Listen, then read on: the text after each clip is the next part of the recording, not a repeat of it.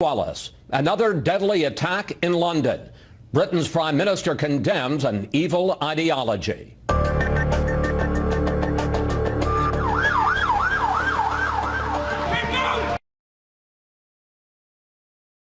Intelligence Committee. Then President Trump pulls the U.S. out of the Paris Climate Accord and starts a global debate. I was elected to represent the citizens of Pittsburgh, not Paris. We'll discuss the impact on the environment, the U.S. economy, and America's place in the world with Scott Pruitt, head of the Environmental Protection Agency. And critics attack President Trump for leaving the climate deal, pointing to long-lasting consequences. Make our planet great again. How is he ever going to explain to his grandchildren what he did to the air they breathe? We'll talk with one of the world's leading advocates on climate change, former Vice President Al Gore, who calls the president's withdrawal reckless and indefensible. Pruitt and Gore, live only on Fox News Sunday. Plus, former FBI Director James Comey testifies before Congress this week about his conversations with Mr. Trump. We'll ask our Sunday panel about what promises to be a moment of high drama. All right now on Fox News Sunday. And hello again from Fox News in Washington. We begin with breaking news out of London. At least 7 are dead and dozens injured after another terror attack targeted Britain's capital. This comes less than 2 weeks after a suicide bomber hit a pop concert in Manchester, England. In a few minutes, we'll talk with Senator Roy Blunt, a member of the Senate Intelligence Committee. But we begin with Fox team coverage. Catherine Herridge on what the intelligence community is saying. But first, senior foreign affairs correspondent Greg Palcott, live from our London bureau. Greg. Chris, for the third time in 3 months, terror hits the UK. And once again, it is ugly. It was on a busy Saturday night in London that the attackers spread across London Bridge in a rented van, driving up on the walkway, smashing into pedestrians. They then ditched that vehicle a few blocks away and, armed with long knives, stabbed their way through bars and restaurants nearby, with some putting up a fight.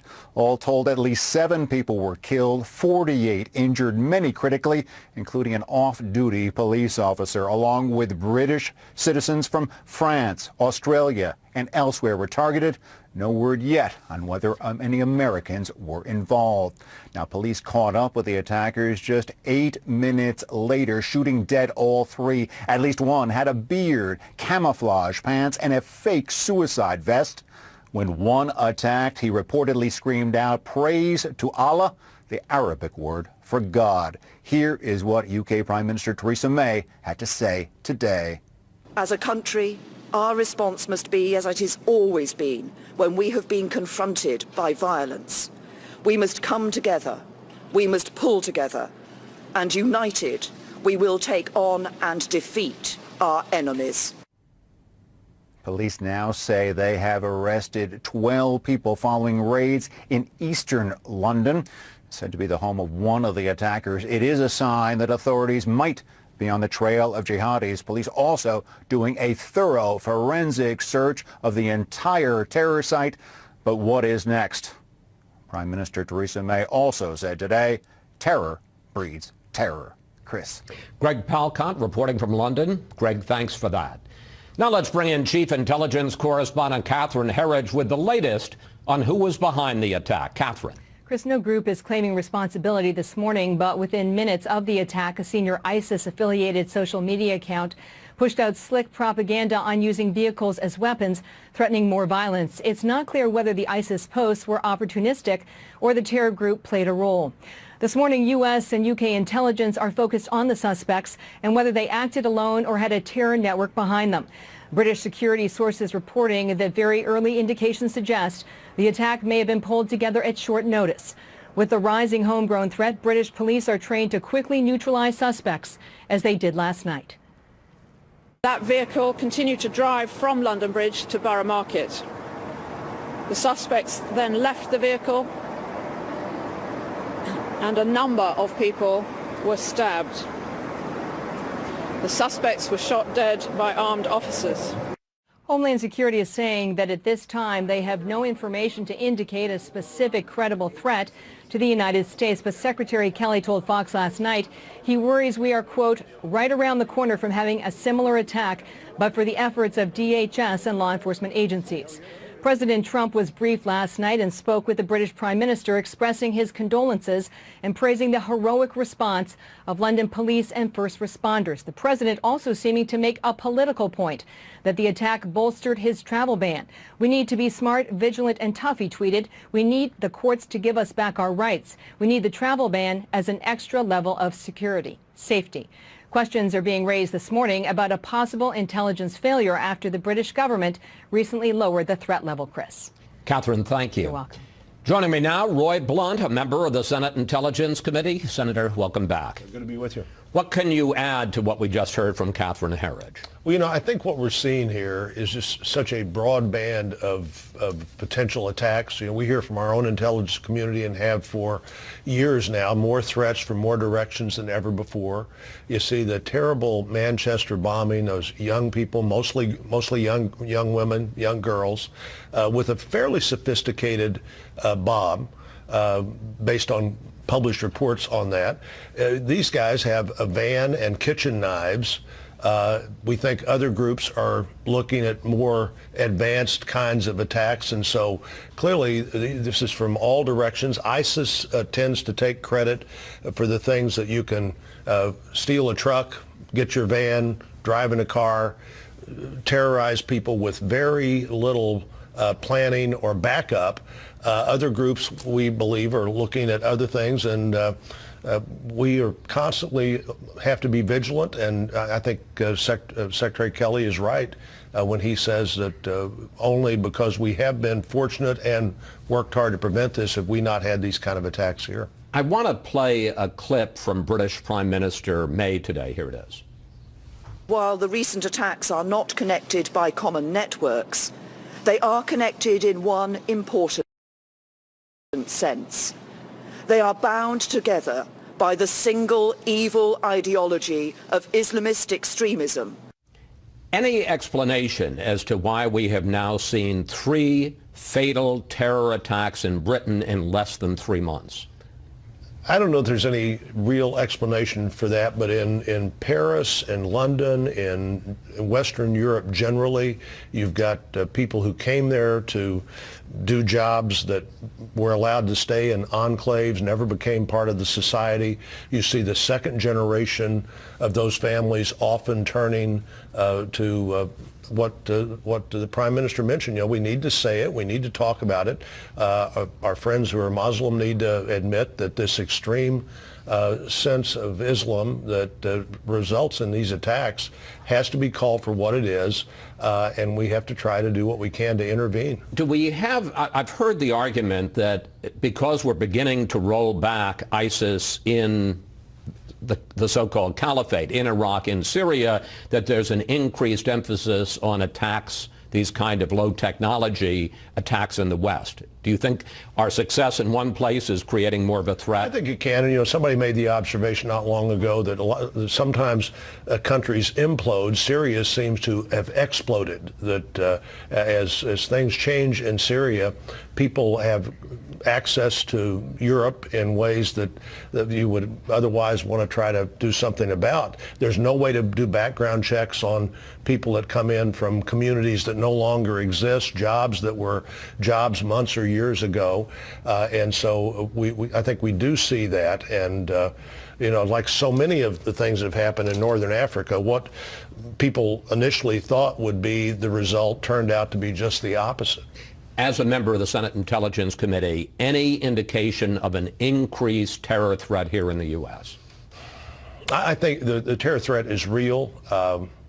One of the things when we've seen things like San Bernardino, more often than not, U.S. officials, the FBI and others, talked to these people after months of surveillance, decided that they no longer needed to be under the level of watch they were, and then suddenly these kinds of things happen.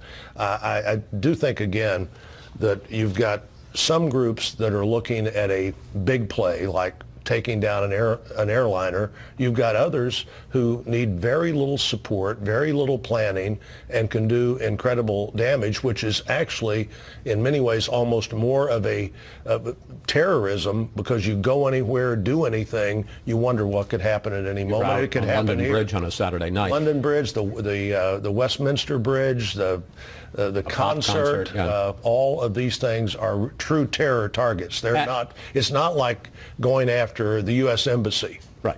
They are true terror targets. As Catherine mentioned, just after the news broke about this terror attack, President Trump tweeted another call for his travel ban. That case is now before the U.S. Supreme Court. Do you think the justices should pay attention to the kind of thing that is happening in England and other parts of the world as they make that decision? I mean, the fact is, in Britain, most of these terrorists have been homegrown. They've been UK citizens. They have been, and looking at where people like that who are coming to our country have been is important. I'm not nearly as concerned as a lot of people are about the visa waiver program, because the visa waiver program just triggers that you can spend more time on people who you have reason to believe may have been in Libya, may have been in Syria, may have become radicalized. I don't know what the court will decide. I'm not a lawyer. I think my view is the president does have certainly the right to put in place extreme vetting. Chris, it's been 4 months since they said they needed 4 months to put that in place. I think you can do that without a travel ban, and hopefully we are. I want to talk to you about another hat as a member of the Senate Intelligence Committee. A lot of anticipation about the testimony this week from former FBI Director James Comey. What do you expect to hear from him? What questions do you have for him? Well, I think it's important that we talk to everybody that should be talked to about this. I do believe that the Senate Intelligence Committee is the most likely place to bring this investigation to conclusion, with whatever the conclusion turns out to be. Used to dealing with each other on issues like this, so we're used to classified documents. We're used to coming together to protect the country. Hopefully that's what we'll be able to do. What are you looking for from Comey? What Comey says and how he says it, I think, will be important. I haven't, frankly, understood much of what Comey has done since about a year ago. And his decisions have been, I think, highly questionable. We'll see why he was prepared for that meeting the way he was. Said he had a round of murder board kind of questions before he went to see the president, why he thought it was important to immediately download that, and what other meetings he had that, frankly, he didn't think were so important to download what happened. Finally, do you think that President Trump has a legitimate claim to executive privilege to block Comey from testifying? And as a practical matter, do you think he should invoke it? I think the president is better served by getting all this information out sooner rather than later. Let's find out what happened and bring this to a conclusion. You don't do that, I think, by invoking executive privilege on a conversation you had apparently with nobody else in the room. Most stories have two sides to them. At some point, we'll hear the president's side, but I frankly think we need to hear Mr. Comey's side and find out what other questions we need to ask after he answers the questions this week. Senator Blunt, thank you. Thanks for your time this Sunday, and thank you for coming in on short notice. Glad to be here. Up next, President Trump's dramatic decision this week to pull out of the Paris Climate Accord. We'll talk with EPA Administrator Scott Pruitt, a key player in the president's deliberations.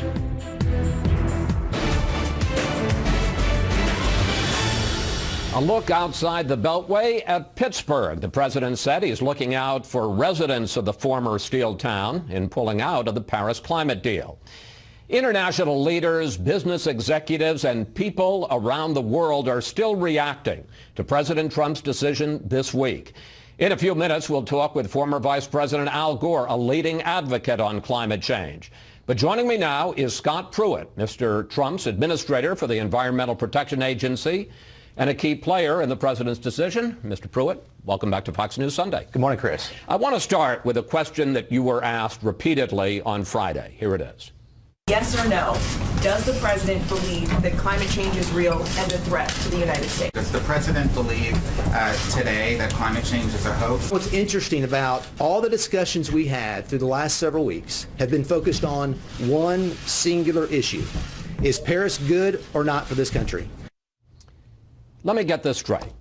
You and the president spent weeks discussing whether he should pull out of the Paris climate deal, and you never discussed climate change? It was about the merits and demerits of the deal, Chris. But so that's absolutely the focus. That's absolutely the focus. Look, when you look at what this country has achieved since the late 1990s, 2000 time frame, we've seen an 18% reduction in our CO2 footprint from 2000 to 2014. We're at pre-1994 levels. You know, what's interesting about all this criticism from the left, the environmental left, is if you go back to the time that the Paris deal was cut, those same groups, in fact, James Hansen, former national scientist, called it a fake and a fraud. The general counsel of the Sierra Club was critical of what was achieved in Paris because it didn't hold China, it did not hold India accountable, and the United States agreed to 26 to 28% reductions we're going to get in its GHG. But that's been the focus. Sir, we're going to get into all of that, but what I'm asking you is, as the president's EPA administrator, as his point person on the environment, isn't that a conversation that over the last few months you have to have, whether or not climate change is real or a hoax, as the president suggested, and whether or not human activity contributes to it? Are you saying you've never had that conversation with him? The focus of the last several weeks was centered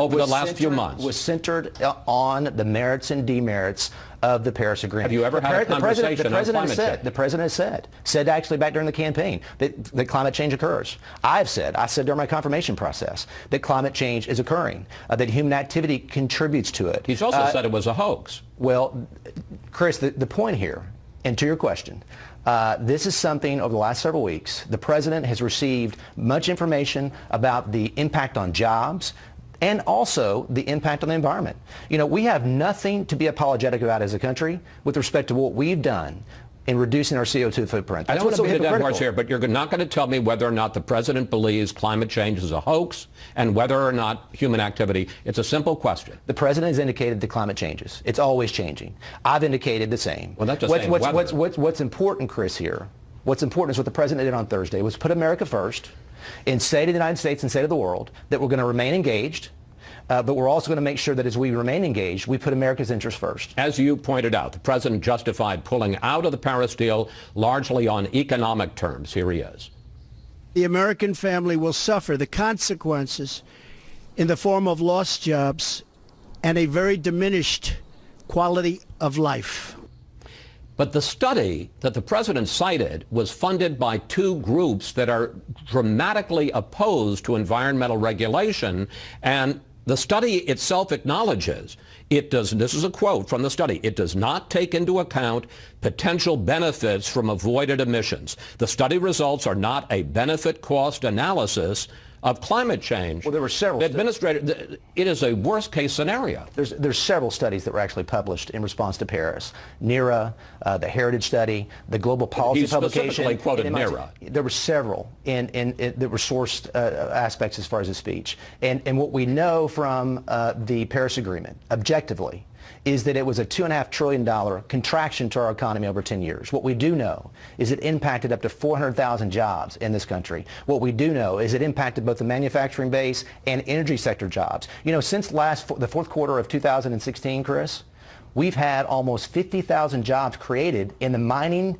and coal sector alone. In fact, in the month of May, almost 7,000 jobs. So these individuals that are saying, and I think what's also being missed here is that when you look at how we generate electricity in this country, the power grid, we need fuel diversity. We need coal, natural gas, hydro, renewables, nuclear as part of that mix because it provides stability and strength to our grid and lower costs. Our price per kilowatt compared to Germany, our price per kilowatt compared to Europe is far better, and it helps us grow jobs in this country. But Mr. Pruitt, aren't you focusing on the wrong thing? I want to put up some, I must say, surprising statistics. Take a look at this. The U.S. now employs more than double the number of people in the solar industry that it does in coal. aren't you and the president talking about protecting the horse and buggy business just as cars come online? Absolutely not, because as I just indicated, we need coal, we need solid hydrocarbons stored on site at utility companies across this country to address something, a tax on our grid, a tax on infrastructure. If we have peak demand needs, you want a diversity of fuels that generate electricity. It is bad business. It is bad business for a country to limit the president talks about protecting the people of Pittsburgh. The mayor of Pittsburgh said, we're not a steel town anymore. We're a green town. And in fact, he rejected what the president said. And the mayor of Pittsburgh, the city he specifically cited, said, we're going to comply with the Paris Climate Accord. This president has said we truly need an all-of-the-above approach. We should not penalize sectors of our economy, Chris. Government regulation shouldn't be used to pick winners and losers. The past administration declared a war on coal, and there were several coal facilities across this country shut down because of their past efforts. That is not what government regulation should be about. Government regulation should be about making things regular, not picking winners and losers, and making sure we have fuel diversity in generating electricity in this country. And as I indicated, the jobs numbers show already that this president's deregulatory agenda, his leadership in the energy space, is making a difference for jobs across this country. Almost 50,000 in the coal sector. Another issue, because the president also said that the Paris Climate Accord and pulling out of it isn't going to make all that much difference on the environment. Here he is. With total compliance from all nations, it is estimated it would only produce a 0.2 of 1 degree. Think of that. This much. But the people behind the MIT study, that study that he just cited, say that he took a number from 2014 before the targets for the Paris Accord were even reached. And the co-founder of the program said this about the White House. They found a number that made the point they want to make. It's kind of a debate trick. The people behind the study the president cited say, look, Paris isn't going to solve everything. It isn't going to solve global warming, but it makes an important contribution. What short memories these folks have. What short memories they have. James Hansen, former NASA scientist, the father of climate change, he's been called Paris a fake and a fraud because of the very things the president cited. 0.2 of 1. There were other studies. The Global Policy publication came out criticizing. Are you going to speak to what the MIT author said? It's very fishy to me that the MIT updated their study or their results after we started citing it. No one's questioned the methodology. Well, nobody's questioned the findings. You didn't cite their study after Paris. You cited their study before Paris in 2014. And what's interesting, Chris, is during the time before Paris, this country reduced their CO2 footprint by over 18% from 2000 to 2014. What does that demonstrate? It demonstrates that American innovation, American technology is leading the way with respect to reducing the CO2 footprint, not government mandate. If China and India want to reduce their CO2 footprint, they should learn from us. Well, India, by the way, in the Paris Agreement, talking about the merits of the deal, Chris, conditioned any steps that they would take on receiving $2.5 trillion of aid.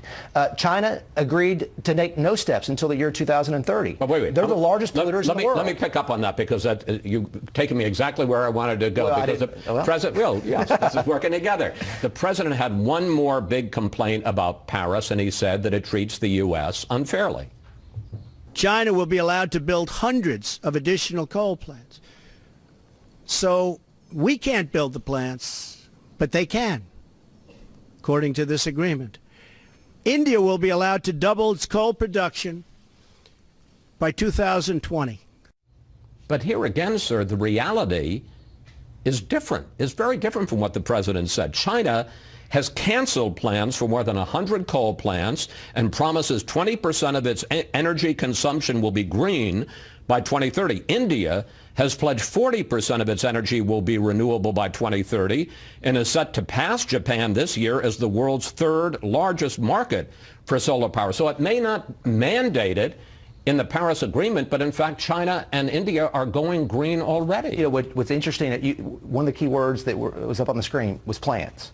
China was actually building over 360 new coal generation facilities and had 800 planned, Chris. So maybe they've drawn back on the number that are planned, but they're burning coal, and they're going to continue to burn coal. Well, we're burning for the coal. foreseeable future. We've had a contraction with respect to our grid quite substantially. We used to be well above 40%. We're now down around 30%, if not less. So this country has front-loaded its cost. The rest of the world said, hey, we'll get to that later. They applauded when we joined Paris. The rest of the world applauded, not because of climate reductions, but because it put this country at an economic disadvantage. The Clean Power Plan alone represented almost $300 billion of compliance cost to our economy. So why wouldn't why wouldn't France and these other countries want us to stay in that kind of deal? It's a bad deal for this country. The president didn't say, by the way, that we weren't going to continue engagement. The president didn't. He said Paris represents a bad deal for this country. He also said we're going to renegotiate, and all of the leaders around the world, certainly in Europe, said forget it. Well, then he also said either a new deal or as part of the Paris Agreement. But we're already look, we're the United States, Chris. We don't lose our seat at the table. We joined a treaty in 1992 called the UNFCCC with respect to climate change. Right. And that is still there. We're going to remain engaged internationally, but we're going to make sure that as we make deals, that we put the interest of America first. This was applauded by small business. You know, it was interesting. The New York Times yesterday had an article of small business that applauded. I don't want you to filibuster so we can get to Al Gore. We want to get to him too. And you've brought up a lot of legitimate points I'm going to ask him about. Mr. Pruitt, thank you for your time. Always good to talk with you, and thank you for answering our questions. Thanks, Chris. That's what it's all about. Up next, former Vice President Al Gore on Mr. Trump's decision to pull out of the Paris Accord.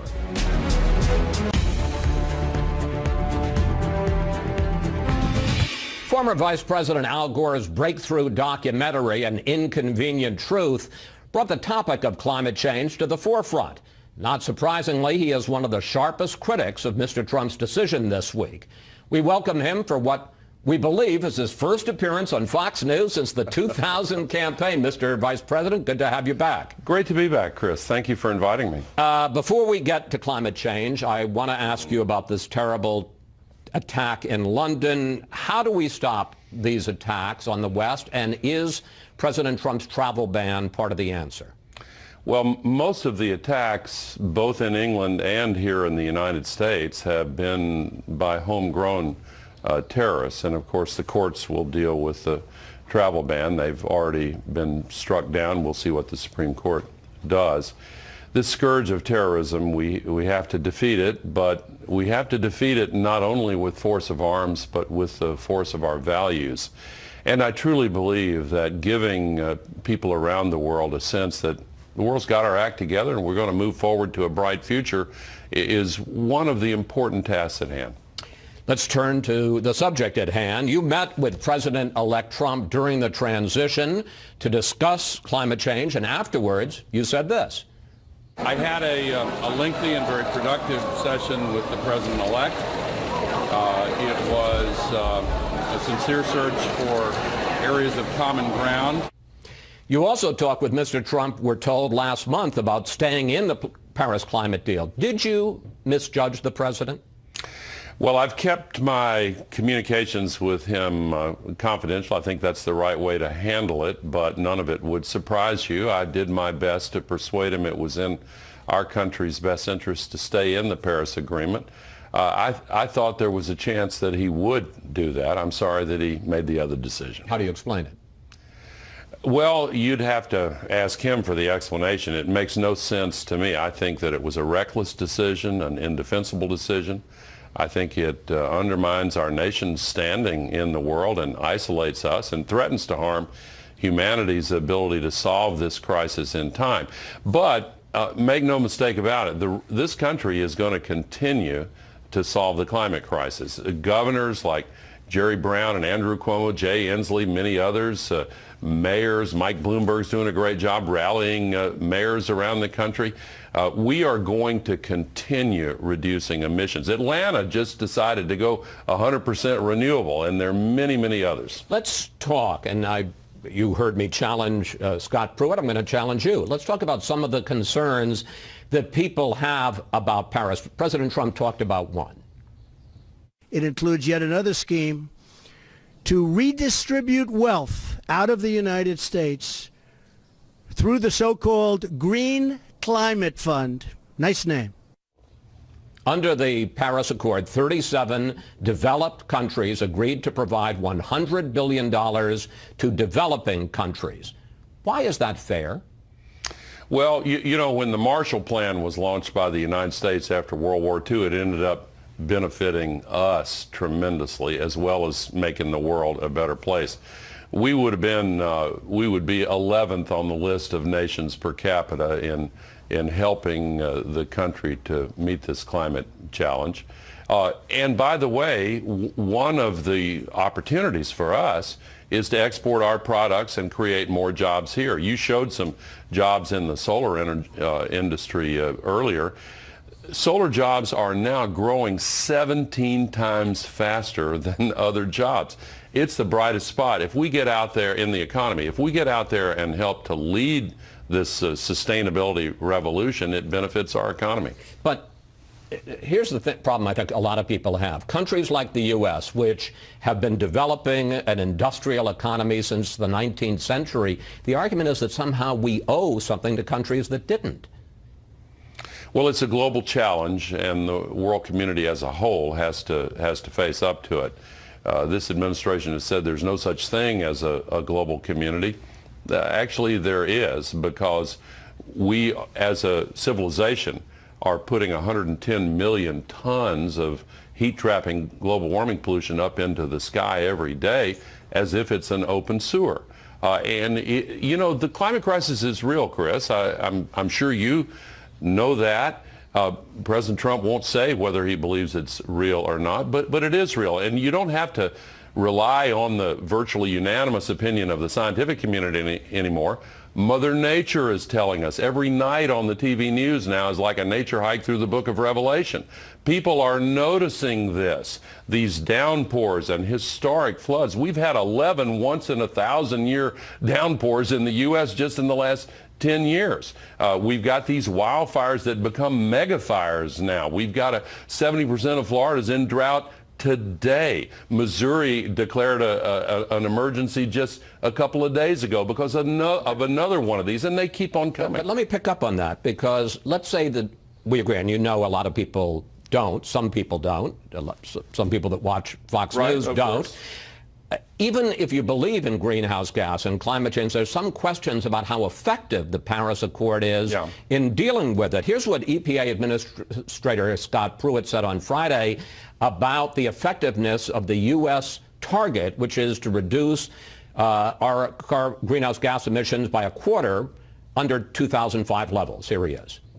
Paris, it set targets of 26 to 28%.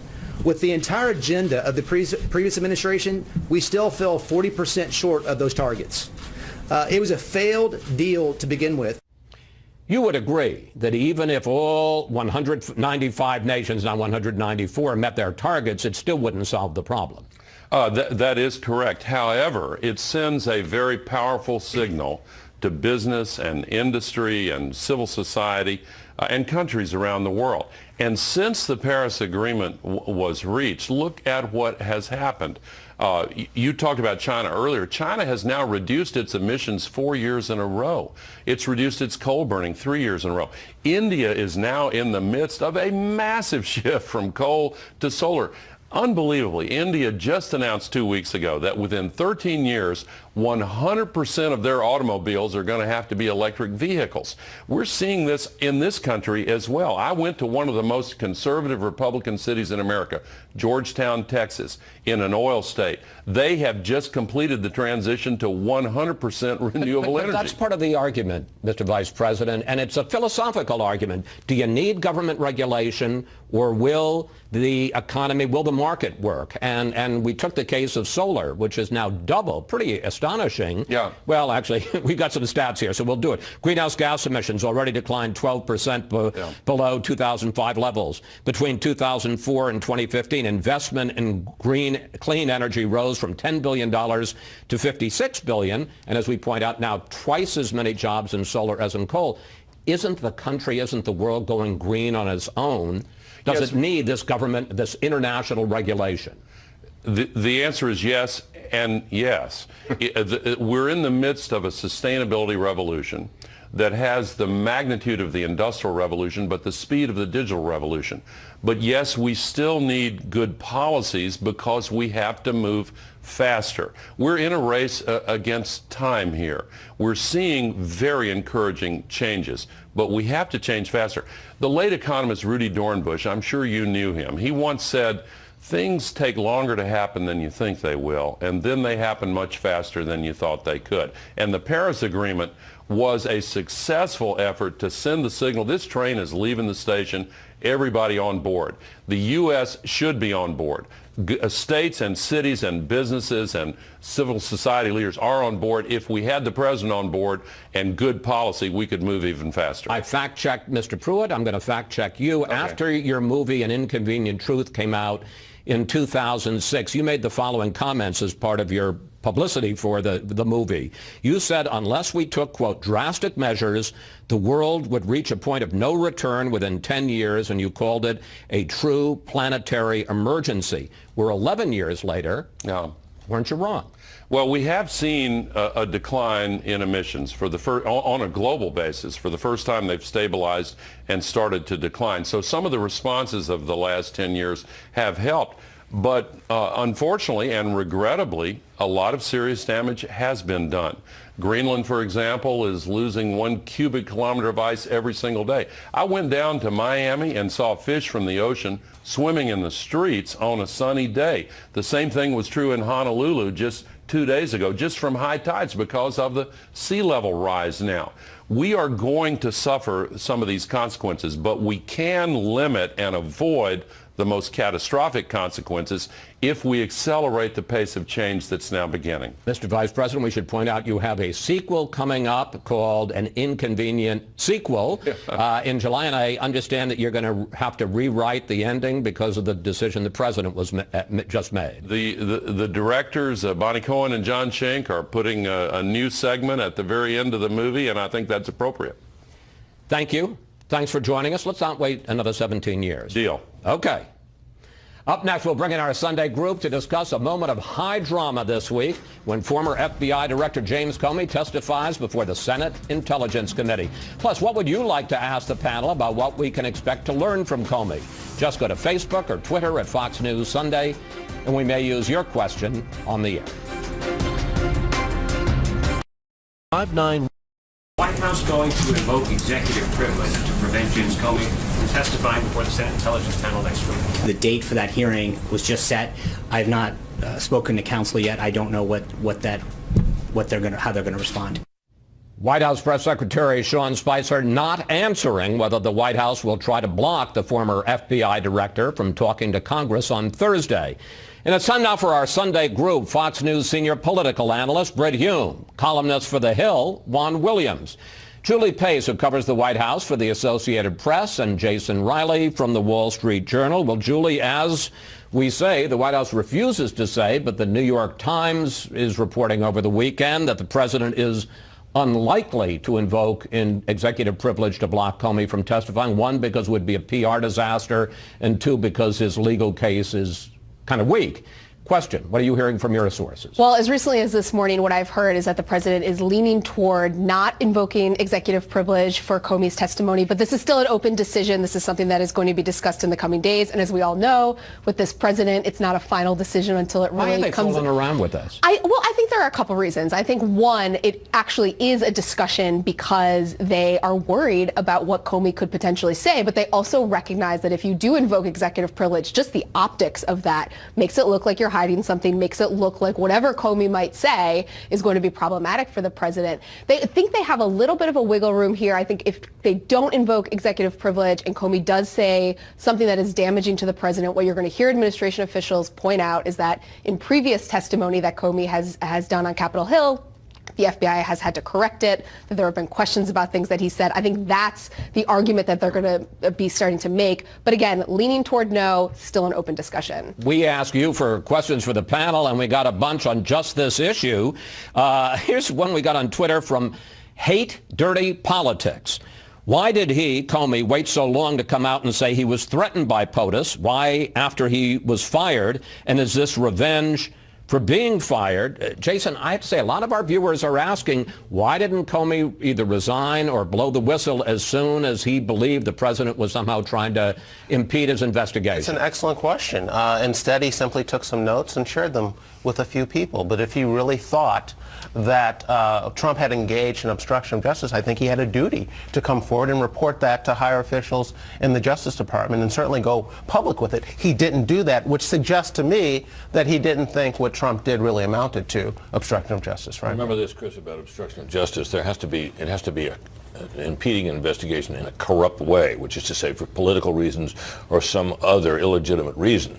To ask an FBI director, as what we know of the meeting, that if it's, you know, if he could see his way clear to letting the investigation go, since this is about Mike Flynn. Flynn had just been fired. My guess is that Comey looked at that and took the view that he was being asked if he could do it, if he could see it. And his view was he couldn't see his way clear to do that. He didn't do it. And then you later had testimony from him and also from his deputy that said there'd been no effort to impede the investigation. So I suspect that, as Jason says, Comey did not think there was obstruction of justice involved here, or he would have said so. And this is a guy who's proved more than once that he's always ready to threaten to quit. He does that all the time. And by the way, the viewer's question said, did he threaten Comey? He didn't threaten Comey that we know of. Juan? Well, I think if Comey had come forward and done that at that moment, it would have been grandstanding and it would have impeded the ongoing investigation. So I don't think, even if he saw it as constituting obstruction of justice, it would have been appropriate. What was appropriate was to make it part of the investigation and see where it went from there. I think, though, that, you know, at this point, there's so much fear in the White House of what is coming. They have now formed their own group to try to get ahead of this curve. But this remains a dark cloud over the president. You know, Britt, there's the legal issue as to whether it's obstruction of justice. There's also the political issue. You and I have covered a lot of these big hearings where all of Washington and a lot of the country stops and waits to see the key witness raise his hand and take the oath. How potentially politically damaging, maybe not legally, not a case for prosecution, but how politically damaging could this potentially be? It could be damaging, but I don't think Juan's explanation holds up very well, and I don't think Comey's in any position to come in and say, yeah, he tried to obstruct justice and I kept quiet about it. I don't think that won't work in my view. And the other factor we have to keep in mind... But if he just says what he supposedly wrote in this memo, it's damaging. But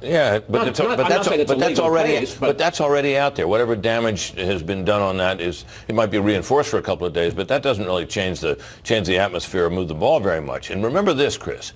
He will be under the same strictures as he was when he was in office about discussions of an ongoing investigation. He really can't do that much, which is why I think this hearing, like so many others before it, will probably not quite live up to its billing, although the coverage is going to be unbelievable. And one of the important things to keep in mind is that the amount of damage that this hearing creates is tied to how the president responds. The president is going to be watching this hearing like everybody else, and we've seen that he has an inability to prevent himself from reacting. So if he is tweeting in real time, if he is giving interviews after where he's weighing in. You hope he does that, don't you? You know, as a journalist, we always like to hear from the president. But some of the damage will be within his control. Jason. That's the damage. Sean Spicer, White House press spokesman, came out, said we wanted to talk about infrastructure this week.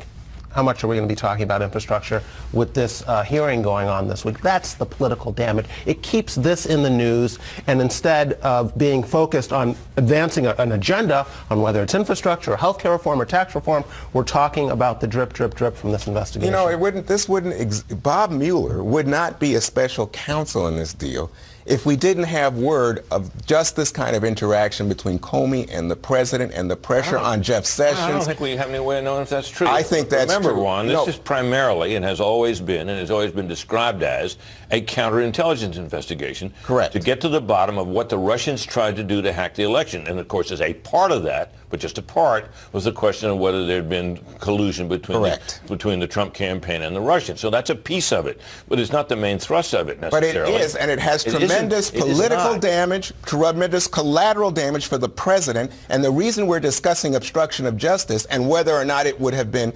inappropriate for Jim Comey to come forward at that moment is because this investigation continues. In fact, it's escalated, Britt. I would agree with that entirely, which is another reason why I've said and will say again that this case has traveled farther on less evidence, I'm talking about the collusion piece of it, than any scandal I think I've ever seen. But you know that, in fact, the intelligence agencies have said Russia definitely interfered in this election. What's the underlying crime? The underlying crime, potentially, and that's why I disagree with you, would be obstruction of justice by the President of the United States. There's been one crime identified, and Mike Flynn was the victim of the leaking of his unmasked name. You think that's the crime? That's the only crime that's been so far identified. And Mike Flynn meeting with the Russian ambassador to try to undercut the Obama sanctions, that doesn't bother you? That's not a crime. Oh, okay. All right. In any case, you know, this is kind of a Fox News Sunday panel classic. Juan and Britt going back at it again. As we mentioned earlier, President Trump made a new push last night for his travel ban in a tweet while the attack in London was still unfolding. He's taking the case to the Supreme Court. Here's what Vice President Pence had to say this week. The ability to come into the United States of America is a privilege, not a right. Jason, does this latest attack add new impetus to the president's call for a travel ban? I don't think it does. He clearly does. I mean, he was linking it in his tweets, but the United Kingdom is not part of the list of countries that would be subjected to the ban, A. And B, again, as previous guests earlier said, Senator Blunt, I believe, mostly there's a homegrown folks. That Manchester bomber was someone who had been born and raised in Manchester, and so on. And here domestically, a lot of you talk to the Homeland Security officials, that's what they're worried about, people already here being radicalized. And then you see the timeline that the administration laid out for this temporary ban. They wanted several months. They've had several months. So no, I don't think. What struck me about this, though, is Trump again tweeting and talking about this publicly. And that has been a problem in these court cases that have come up so far. The judges have been throwing his words back at him, saying they speak to a state of mind here. And I think that, again, he has to be more disciplined in how he talks about this issue. Julie, I'm going to pick up on that because the whole ban, which was put out, the original ban on January 27th, 1 week in, talked about 90-day delay, 120-day delay, while they put together an extreme vetting plan. We're now 130 days into this administration. Why didn't they put together the extreme vetting plan so they don't have to worry about a ban? It's a great question. That extreme vetting plan is essentially nowhere. And what we were told at the end of that first week is that the rushed rollout of the original ban was because the threat was so urgent. And certainly, I think that argument has been undermined by the fact that there hasn't been a major attack in the U.S. during that period and that the administration has not moved